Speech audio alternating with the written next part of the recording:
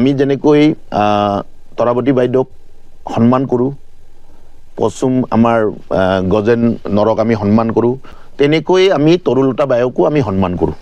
সন্মান কৰাৰ কাৰণে আমি যোৱাবাৰ চেডি মেলক ইয়াত অনুষ্ঠান পৰিৱেশনৰ কাৰণে আমি আমন্ত্ৰণ কৰিছিলোঁ।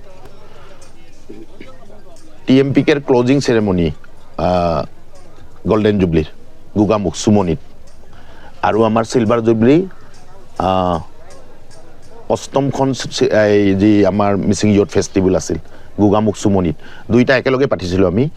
তাত আমাৰ সোণম ৱাংচুকে যোনটো অনুষ্ঠানত উপস্থিত আছিল, সেই অনুষ্ঠানত আমি তৰুলতা বাক আমন্ত্ৰণ কৰি গীত পৰিৱেশনৰ কাৰণে আমন্ত্ৰণ কৰিছিলোঁ। নিশ্চিতভাৱে আপোনালোকে ক'ৰবাত ছ'চিয়েল মিডিয়াত পাব তেখেতে গান পৰিৱেশন কৰা।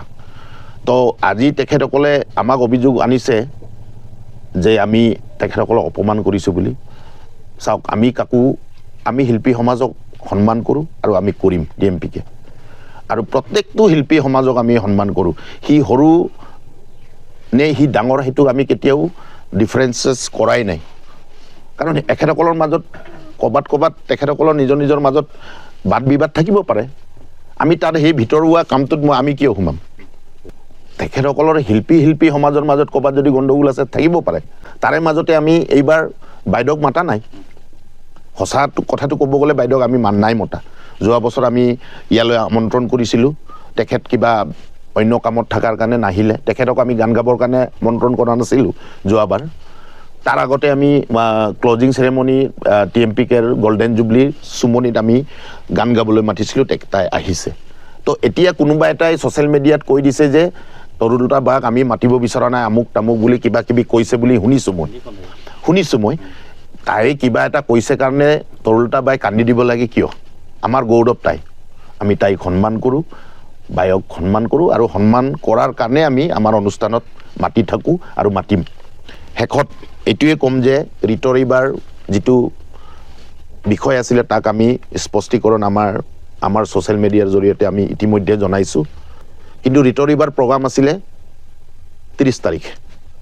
তেখেতৰ মেনেজাৰে আহি 29 তাৰিখে এই কি বুলি কয় ষ্টেজখন লাগে বুলি কৈছে চাউণ্ড চেক কৰিবলৈ, আৰু সেই মেনেজাৰজনে আমাৰে কোনোবা এটা মানে কমিটিৰ মানুহৰ লগত কথা বতৰা পাতি আমাৰ লগত ডাইৰেক্টলি কথা নপতাকৈ তেখেতসকলে আঁতৰি গ'ল বুলি আমি গম পাইছোঁ পাছত। আমি আমাৰ স্পষ্টীকৰণ স্পষ্টকৈ দিছোঁ। আগদিনা ৰাতি আমাৰ দীপান্বিতা আৰু দীপলিনা, ৰিশ্মা পাংগিং, ৰূপালী পায়েং, বহু আমাৰ শিল্পী সেইদিনা শ্লট আছিলে। আমি পাছত গম পাইছোঁ যে তেখেতে ৰাতিয়ে চাউণ্ড চেক কৰাৰ কাৰণে গোটেই ষ্টেজটো প্ৰয়োজন আছে বুলি ক'লে। আমিতো দিব নোৱাৰিম, এতিয়াই মই কৈছোঁ দিব নোৱাৰিম, কাৰণ 29 তাৰিখে ৰাতি মোৰ আমন্ত্ৰিত শিল্পী সেইদিনা আছে। নেক্সট দিনা মোৰ ৰাতিপুৱাৰ পৰা অমিত শ্বাহজীৰ প্ৰগ্ৰাম আছে 30 তাৰিখে দিনত। অমিত শ্বাহজীৰ প্ৰগ্ৰাম 1 বাজিৰ পৰা 2:30 বাজিলৈ, 2:30 বাজিত শেষ হৈ যাব। তাৰ পাছতেহে আপোনালোকে চাউণ্ড চেক কৰাৰ সুযোগ পাব বুলি আমাৰ কমিটিৰ কোনোবা সদস্যই, দায়িত্বশীল সদস্যই জনাইছে বুলি মোক পাছত জনাইছেগৈ। তো এই কথা মই স্পষ্টকৈ মই ৰাইজক অৱগত কৰিছোঁ, আজি আপোনালোকৰ জৰিয়তে মই জনাব বিচাৰিছোঁ। আৰু এইটো অনাকাংক্ষিত এটা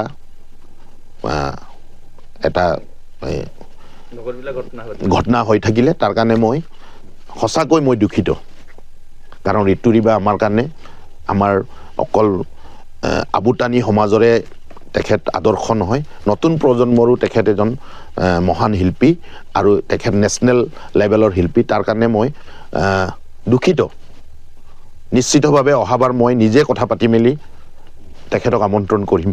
আপোনালোকৰ জৰিয়তে মই কৈছোঁ তেখেতক আমন্ত্ৰণ কৰিম। বিশেষভাৱে মই ধন্যবাদ জনাম যে আমাৰ তৃণমূল পৰ্যায়ৰ যিসকল TMPK MMKৰ কৰ্মকৰ্তা আছিল, যিসকল কৰ্মকৰ্তাই দিনে ৰাতিয়ে প্ৰায় 3 মাহ ধৰি এই 10ম যি মিচিং যুৱ মহোৎসৱ সফলতাৰে আয়োজনৰ উদ্দেশ্য কৰি যিসকলে কাম কাজ কৰিছিল, তেখেতসকলক মই প্ৰথমে আপোনালোকৰ জৰিয়তে মই আজি ধন্যবাদ জনাব বিচাৰিছোঁ। মিচিং ইয়থ ফেষ্টিভেল অনুষ্ঠিত কৰোঁ আমাৰ গাঁৱৰ ৰাইজৰ দান বৰঙণিৰে।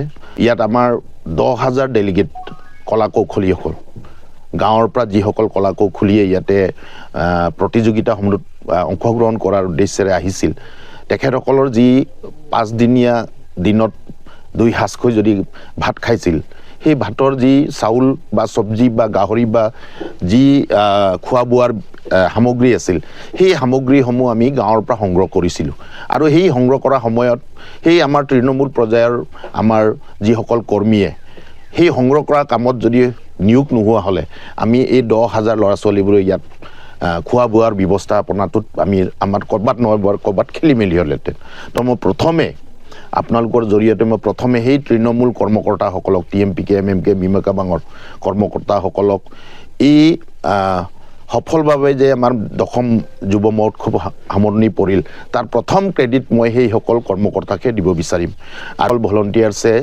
2000 ভলণ্টিয়াৰ্ছে ইয়াত এক সপ্তাহ 10 দিনকৈ ধৰি কাম কাজ কৰি এটা ধুনীয়াকৈ ইয়াক নিয়ন্ত্ৰণ কৰাৰ ব্যৱস্থাত সহযোগ কৰাৰ কাৰণে মই ভলণ্টিয়াৰসকলক ধন্যবাদ জনাইছোঁ আপোনালোকে নিশ্চিতভাৱে গম পাইছেই যে আমাৰ এই 10ম মহোৎসৱত আমাৰ অপেন ছেছনৰ দিনা 30 জানুৱাৰী 30 তাৰিখে আমাৰ দেশৰ গৃহমন্ত্ৰী ইয়াতে অমিত শ্বাহ উপস্থিত আছিল অসমৰ মাননীয় মুখ্যমন্ত্ৰী উপস্থিত আছিল ইউনিয়ন মিনিষ্টাৰ আমাৰ সৰ্বানন্দ সোণোৱাল ডাঙৰীয়া ইয়াত উপস্থিত আছিল আমাৰ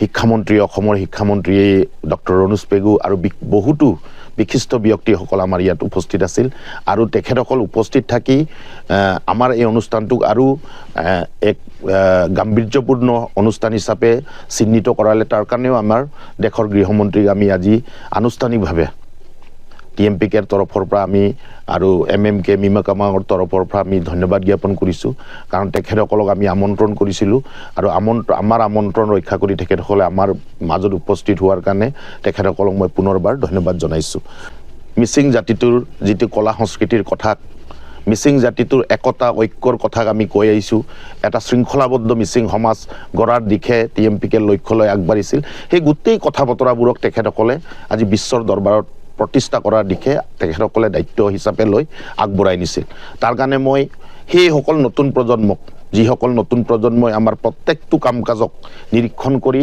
আমাক সহযোগ কৰিলে তাৰ কাৰণে সেই নতুন প্ৰজন্মসকলকো TMPKৰ তৰফৰ পৰা আজি আমি ধন্যবাদ জ্ঞাপন কৰিব বিচাৰিছোঁ আৰু আপোনালোকে জানে আমাৰ অপেন ছেছনৰ দিনা যিদিনা অমিত শ্বাহ উপস্থিত আছিল সেইদিনা 3 লাখতকৈ ওপৰৰ জনসাধাৰণ আমাৰ এই মেইন ফিল্ডত হৈছিল আৰু 40% জনসাধাৰণ ৰাইজ আমাৰ ইয়ালৈকে উপস্থিত হ'বই নোৱাৰিলে কাৰণটো হ'ল আমি নিশ্চিতভাৱে আপোনালোকৰ জৰিয়তে জনাবই লাগিব কাৰণটো হ'ল ট্ৰেফিক প্ৰব্লেম আৰু সেই ট্ৰেফিক প্ৰব্লেমৰ কাৰণে বহু মানুহ সি দক্ষিণ পাৰৰে হওক ধেমাজি লখিমপুৰৰে হওক মাজুলীৰে হওক বহু মানুহ মেইন ফিল্ডলৈকে সোমাবই নোৱাৰিলে তাৰ কাৰণে মই আজি আপোনালোকৰ জৰিয়তে সেইসকল ৰাইজক যিসকল ৰাইজে আমাৰ এই অনুষ্ঠানটো উপভোগ কৰিব নোৱাৰিলে ৰাস্তাৰ পৰা উভতি যাবলগীয়া হ'ল তেখেতসকলক মই ক্ষমা প্ৰাৰ্থনা বিচাৰিছোঁ অহা বছৰ যাতে ট্ৰেফিক জাম নহয় তাৰ কাৰণে আমি গৃহ বিভাগক বিশেষভাৱে ভাৰত চৰকাৰক অৱগত কৰিছোঁ ইতিমধ্যে অৱগত কৰিলোঁ আৰু ইয়াত মেইন কাৰণটো আছিলে যে ইয়াত আণ্ডাৰপাছ অকল 2টা আছে আমাৰ ইয়ালৈ সোমাবৰ কাৰণে আণ্ডাৰপাছ 2টাই আছে আৰু এই আণ্ডাৰপাছ মানে সেই ৰেলৱে ট্ৰেকটোৰ তলৰ আণ্ডাৰপাছ আৰু এই আণ্ডাৰপাছটো আমি অসম চৰকাৰক জনালে অসম চৰকাৰে এইটোক আণ্ডাৰপাছটোক নিৰ্মাণ কৰি দিব নোৱাৰে সেইকাৰণে আমি ভাৰত চৰকাৰক জনাইছোঁ আৰু ভাৰত চৰকাৰে তাক ক্ষীপ্ৰতাৰে এটা নতুনকৈ আণ্ডাৰপাছ আৰু 3টা বনাই দিয়াৰ কথা আমাক ইতিমধ্যে অৱগত কৰিছে অসমৰ মাননীয় মুখ্যমন্ত্ৰীয়ে আমাক অৱগত কৰিছে তাৰ জৰিয়তে আপোনালোকৰ জৰিয়তে মই অসমৰ মুখ্যমন্ত্ৰী গৃহ বিভাগ ভাৰত চৰকাৰক মই ধন্যবাদ জনাব বিচাৰিছোঁ আৰু সেইসকল যিসকল ৰাইজে ইয়াতে আমাৰ অনুষ্ঠানটোত উপভোগ কৰিব নোৱাৰিলে তেখেতসকলৰ মই ক্ষমা প্ৰাৰ্থনা বিচাৰিছোঁ শিক্ষা বিভাগে এই যে অলপতে এটা পৰ্টেল মুকলি কৰাৰ কথা আছিলে ইতিমধ্যে ভেঞ্চাৰৰ আইনখন আনিছে আইনখন কাৰ্যকৰী কৰিছে কেবিনেটে পাছিং কৰিছে প্লাছ বিধানসভাও পাছিং কৰিছে ৰাজ্যপালে স্বাক্ষৰো কৰিছে কিন্তু এতিয়ালৈকে পৰ্টেলটো মুকলি কৰি দিয়া নাই যাৰ ফলত হাজাৰ হাজাৰ শিক্ষকে কেৱল হতাশা চৰম হতাশাত ভুগি আছে আত্মহত্যাৰ পথ বাছি লৈ আছে যে আমাৰ কেতিয়া হ'ব কেতিয়া মই ভাত ভালকৈ খাম আমাৰো পৰিয়াল আছে আমাৰ ল'ৰা ছোৱালী আছে আমি কি কৰিম গতিকে এই পৰ্টেলটো মুকলি কৰি নিদিয়াৰ কাৰণেই আমাৰ পিছফালে এটা দাগ লগাই দিয়া হৈছে আমি ভেঞ্চাৰ শিক্ষা অনুষ্ঠান এই শিক্ষা অনুষ্ঠানখিনিয়ে যে কি কৰিব নকৰিব তাৰ ভিতৰত এতিয়া এই পৰীক্ষা আৰম্ভ কৰিবলৈ গৈ আছে এতিয়া সেই পৰীক্ষাৰ পৰা তেওঁলোকক বঞ্চিত কৰিছে মই দাবী জনাইছোঁ মাননীয় শিক্ষামন্ত্ৰী, মাননীয় মুখ্যমন্ত্ৰী, আপোনালোকে মানৱতাৰে কামখিনি কৰিব লাগে, চাব লাগে যে আচলতে এই শিক্ষকসকলে কি খাই জীয়াই আছে। গতিকে পৰ্টেলটো অতি শীঘ্ৰে, পলম নকৰি অতি শীঘ্ৰে মুকলি কৰি দি এই শিক্ষকখিনিৰ ফাইল তেওঁলোকে জমা ল'ব লাগে আৰু খুব শ্বৰ্ট টাইমত তেওঁলোকক দৰমহা মুকলি কৰি দিব লাগে বুলি দাবী জনাইছোঁ।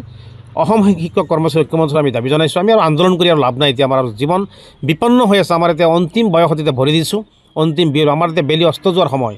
এই আলি আকবৰ ছাৰ আছে, তেওঁৰ শিক্ষাৰ পোহৰৰ কাৰণে এখন বৃহত্তৰ কচুৱা অঞ্চলত দক্ষিণ কামপুৰত প্ৰথমবাৰৰ কাৰণে তেখেত এখন নাৰী শিক্ষাৰ কেন্দ্ৰ খুলিছিলে। খুলি পেলাই আজি ইমানটা বছৰ অতিক্ৰম কৰিলে, চাকৰিকাল বেছি দিন নাই, বহু শিক্ষকৰ চাকৰি যাওঁ হৈছে।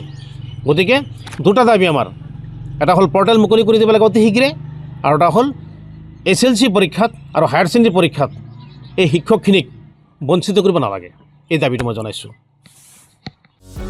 যিকোনো খবৰৰ বাবে যোগাযোগ কৰক আমাৰ এই নম্বৰত 9181 307 221।